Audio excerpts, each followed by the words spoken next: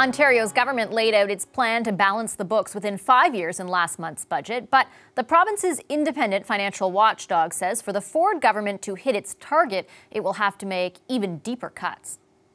Peter Weltman is Ontario's Financial Accountability Officer, and he joins us now from Toronto. Hi, Mr. Weltman. Pleasure to have you on the show. Great to be on. Thanks for coming. So I wanted to start off by asking, I know that you looked at the forecast for returning back to balance. What did you find about what the government has promised and what they will achieve?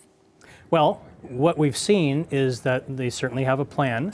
And as I say, the plan is interesting because in some respects the numbers speak more loudly than the text does. The plan, the numbers are a 5-year forecast to get back to balance. And it includes some things in that forecast that were not included in the budget text. So we call these unannounced measures. So these are measures that they may be considering down the road. In a nutshell, the takeaway really is if the economy performs more or less as we forecast that it will, i.e. we're going to see some slowing but moderate growth, and therefore revenues are reasonably stable. But more importantly, if the government is able to keep spending growth on programs to 1% per year, which is what their target is, and if they're able to achieve that, they will achieve their plan, they will achieve their balanced budget. What do they have to do to achieve, to keep spending growth where that is in the midst of those other additional measures that you talked about? Well, it's a challenge because one thing with Ontario is there are 3 programs plus interest on debt that account for over 80% of the full budget. So healthcare, education, and social services. The demand for these programs is generated by population growth, an aging population, and inflation, and in some cases, for example, healthcare inflation, which is specific to healthcare and far exceeds consumer price index. So you have regular, ongoing, year-over-year demand that on a status quo basis in overall program growth is about 3.3% per year. So you're trying to bring that down to 1. If you look at healthcare by itself as an example, healthcare grows, because of those factors I mentioned, at around 4.1% per year. And I think this budget's trying to hold that to about 1.8. So those are very significant slowdowns in spending. So in dollar terms, how much more savings would they have to be looking for example? Well, in dollar terms, probably the easiest way to explain it is that while on a per capita basis, Ontario spends roughly just over, we're towards the bottom end of all the provinces.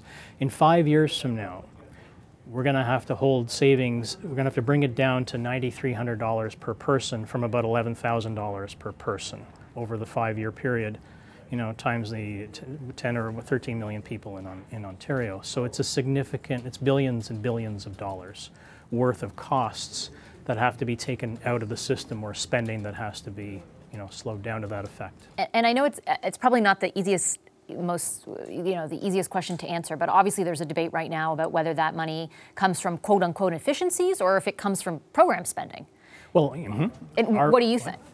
Well, our analysis looks at both. So the government has articulated sort of the two, the program changes and efficiencies, and we've done a tally on each of those, and we found that the program savings and efficiencies will allow the government to achieve its spending growth target for the first 2 years of the budget plan. In year 3, we see a gap. We see there's still another, $5 or $6 billion, about $6 billion to find, and I don't want to be too precise on that. It's an estimate. And going forward, beyond that, year 4 and 5, the gap widens significantly, and there will be other measures that either they've already thought through and will announce at that point, or that need to be introduced in some way, shape, or form. So I know it's difficult to ascertain specifically because it is a few years out, but in general terms, is there any way for Ontarians watching right now to know how that might affect their lives? Obviously, as I referenced, there is a big discussion going on right now about what do certain decisions in the budget mean for, a parent at school, for someone accessing the healthcare system. Based on what you see in the looking glass ahead, how much of an impact might that have on someone's life in Ontario? Well, it's a great question, and I wish I could answer it in a way that would be meaningful. But again, what we do is we're providing, and these are great questions, frankly, for MPPs to be asking of the government. So we're providing a bit of a benchmark, so a baseline. Here's what growth would have done without changes. here's what the path looks like with some of these changes. Here are the programs that will be affected. We've already seen certain bits and pieces of announcements. Public health seems to be generating a lot of media coverage here in Toronto. What that means is certainly, you know, given the fact that virtually everybody uses one of those three services, or most people do, they will feel some level of impact. I can't answer what that impact will be. You also talk about, and you mentioned off the top there, potential risks too. I mean, obviously every sort of report like this takes into account certain projections when it comes to, for example, GDP growth. What kinds of risks are there to the conclusions drawn in this report, or even the conclusions drawn by a budget? So very basic budgeting 101. We look at the sources of revenue, we look at the uses of revenue, or funds rather, sources, uses of funds. On the sources side, on the revenue side, your risks are economic performance. So if the economy, and the risks that we've seen as we articulate in the report, we've seen risks around household indebtedness, business investment uncertainty, and that sort of thing. And the other thing to keep in mind too is that because the government is restraining spending, that will have an impact on GDP growth in Ontario. It will bring it down by about 0.2%. So if those numbers go off the rails, if something should happen, if interest rates should spike and we see a significant change in the housing market, you know, I'm speculating, but if something like that happens, there will be an impact on the sources of funds on the revenue side, and the revenues may not be sufficient to get you to balance. On the spending side, bringing spending down to 1%, which hasn't been done since the 1990s for a lot of the reasons that I've already mentioned, is going to be a challenge. And you know, from my previous work in Ottawa, I'm always a little bit skeptical, and I don't mind saying this publicly, I'm always a little bit skeptical around the savings to be achieved from efficiencies.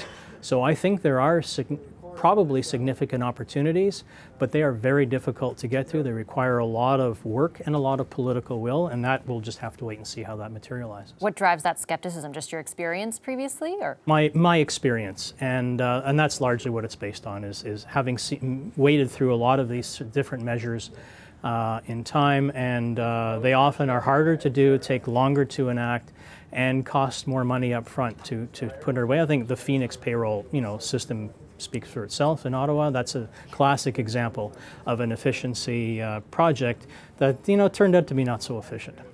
That's one way of putting it, for sure. All right, thank you so much, Mr. Weltman. Appreciate your time today. Thanks, great to be on. Peter Weltman, Ontario's Financial Accountability Officer in Toronto.